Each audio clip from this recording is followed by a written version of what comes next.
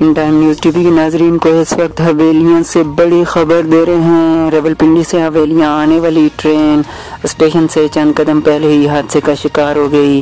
راولپنڈی سے آنے والی اس ٹرین کی ایک بوگی اسٹیشن کے قریب ہی پٹری سے اتر گئی اور اس حادثے میں کوئی جانی نقصان نہیں ہوا۔ ٹریک اور بوگی کو جزوی نقصان پہنچا اور جس کے بعد ٹریک کی بحالی کا کام بھی شروع کر دیا گیا ہے۔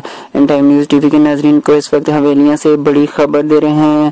راولپنڈی سے حویلیاں آنے والی ٹرین ریلوے اسٹیشن سے چند قدم پہلے ہی حادثے کا شکار ہو گئی۔ اس حادثے میں ٹرین کی ایک بوگی ٹریک سے اتر گئی اور اس حادثے میں کوئی جانی نقصان نہیں ہوا۔ ٹریک کی بحالی کا کام بھی فوری طور پر شروع کر دیا گیا ہے۔